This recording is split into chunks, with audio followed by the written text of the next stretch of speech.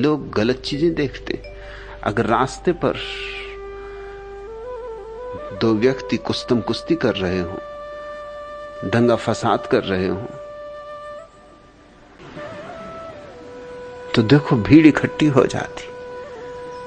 मुफ्त तमाशा कौन न देखे। सर्कस हो रहा है, लाख काम छोड़ के लोग वहीं खड़े हो जाते।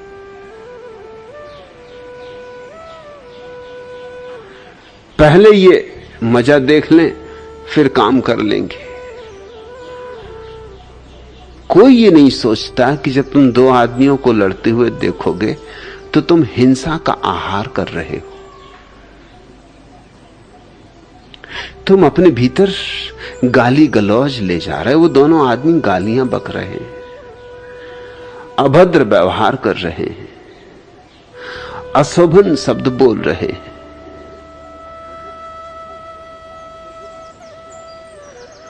और जब भी दो पुरुष लड़ते हैं तो हैरानी की बात है, लड़ते पुरुष हैं मगर गालियां स्त्रियों को देते।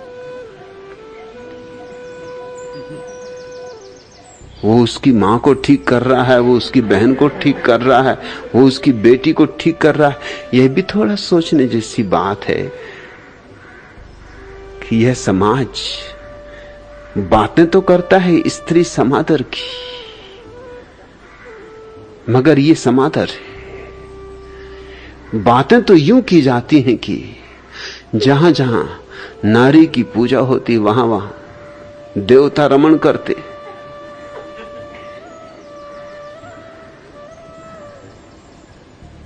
और स्त्री की पूजा के नाम पर हो क्या रहा है, सदियों से क्या हो रहा है, सिवाय अपमान और अनादर के कुछ भी नहीं। अगर दो आदमी लड़ रहे हैं तो एक दूसरे से निपटो। इसमें स्त्रियों को बीच में लाने की क्या जरूरत है? इसमें किसी की मां ने तुम्हारा क्या बिगाड़ा, किसी की पत्नी ने, किसी की बेटी ने तुम्हारा क्या बिगाड़ा? लेकिन गाली तो स्त्रियों को ही दी जाएगी, लड़े कोई। अपमान तो स्त्री का ही होगा, लड़े कोई। और तुम खड़े होकर यूं पीते हो जैसे अमृत मिल गया हो। जहां झगड़ा हो रहा हो वहां क्या तुम सोचते हो कोई आदमी झपकी ले ले, नींद में चला जाए? कभी नहीं। धर्म सभा में लोग नींद में जाते, शास्त्र सुनते हैं तो नींद आती, माला फेरते हैं तो झपकी खाते हैं। लेकिन दो आदमी गालियां दे रहे हो तो सोयों की तो बात छोड़ दो, मुर्दों को भी अगर पता चल जाए तो उठ के खड़े हो जाएं कि जरा देख लें, फिर सो जाएंगे कब्र में। ऐसी जल्दी क्या है? ये मजा तो और देख लें जाते जाते। लेकिन तुम आहार कर रहे हो और वे गालियां तुम्हारे दर्पण पे आच्छादित हो रही। तुम सुनते क्या हो? लोग फिल्मी गाने सुन रहे, व्यर्थ की बातें सुन रहे, एक दूसरे की निंदा सुन रहे, झूठी, और कोई संदेह नहीं उठाता। ऐसा आदमी खोजना मुश्किल है जिससे तुम किसी की निंदा करो और वो संदेह उठाए। हां, प्रशंसा करो तो हर एक संदेह उठाएगा। कहो किसी से कि फला व्यक्ति बड़ा साधु चरित्र, और दूसरा आदमी तत्क्षण बोले छोड़ो भी, किन बातों में पड़े, अरे ये कलयुग है, हो गए साधु सतयुग में, अब नहीं होते, सब पाखंडी, सब धोखेबाज, सब लूट खसोट में लगे। अरे हर ढोल में पोल, हजार बातें कहेगा वो आदमी। तुमने सिर्फ इतनी कहने की भूल की थी कि फला आदमी साधु है।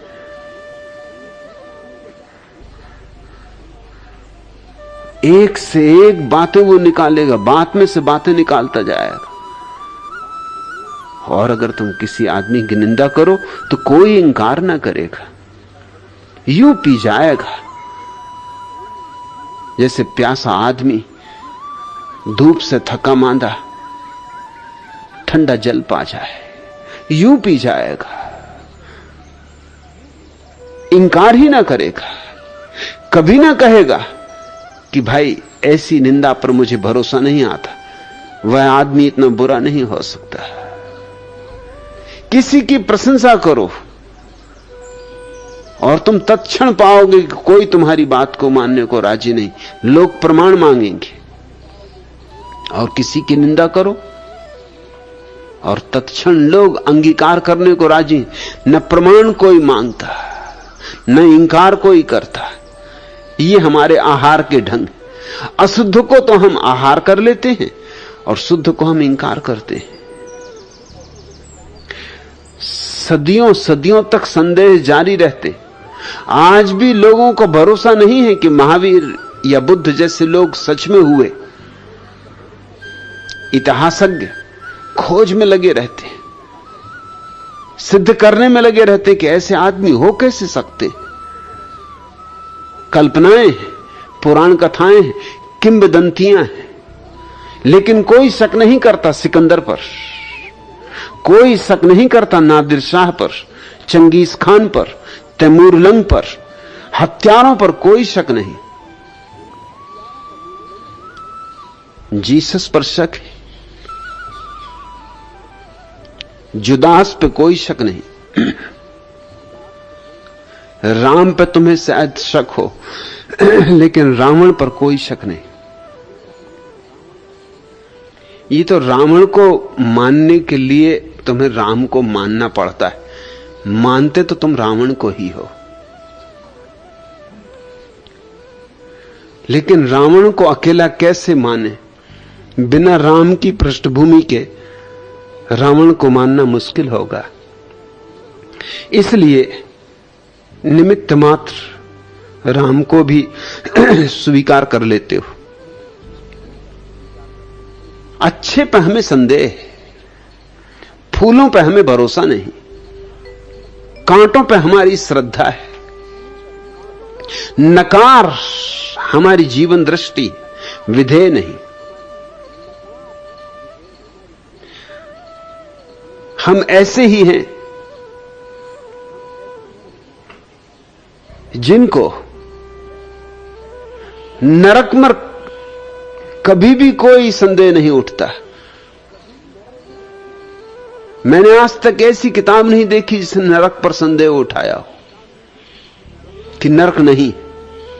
लेकिन स्वर्ग पर संदेह उठाने वाली बहुत किताबें। शैतान के खिलाफ लिखी मैंने एक किताब नहीं देखी, ईश्वर के खिलाफ लिखी हजारों किताबें देखी।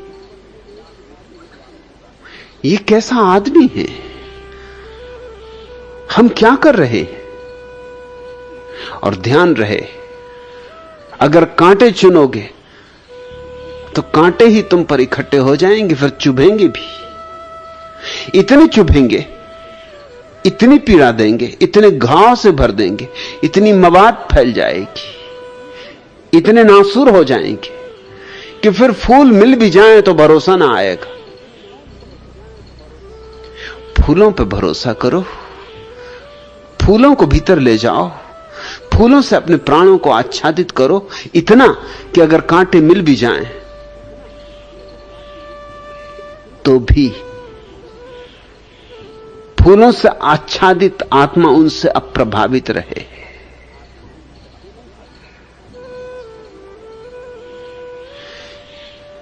लेकिन लोग अजीब हैं। मैं मुल्ला नसरुद्दीन के घर बैठा हुआ था,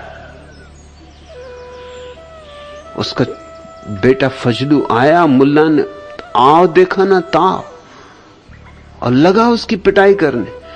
4-6 झपाटे जोर से लगा दिए। वो बेचारा बच्चा रोने लगा। मैंने पूछा कि मैं देख रहा हूं, उसने कोई कसूर किया नहीं, एक शब्द बोला नहीं, तुम उसे मार क्यों रहे हो? मुल्ला नसरुद्दीन कहने लगा, इसके कसूर के लिए मार ही कौन रहा है? अरे 2 दिन बाद इसका परीक्षा फल निकलने वाला और मैं आज ही बाहर जा रहा हूं, अभी से इंतजाम किए दे रहा हूं।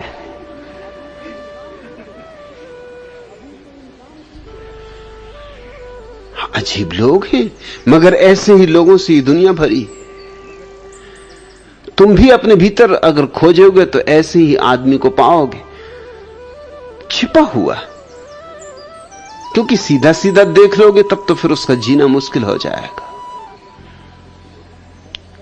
आहार शुद्धि का अर्थ है अपने भीतर वही ले जाना जो प्रीतिकर हो, स्वादिष्ट हो, सुमधुर हो, सुंदर हो, सत्य हो, ताकि तुम्हारे भीतर के स्वरूप पर श्रृंगार आए, जवानी आए, ताकि तुम्हारे भीतर स्वरूप निखरे, प्रकट हो, उस पर उभार आए, गर्द गुबार न जम जाए। आहार शुद्धौ सत्व शुद्धि।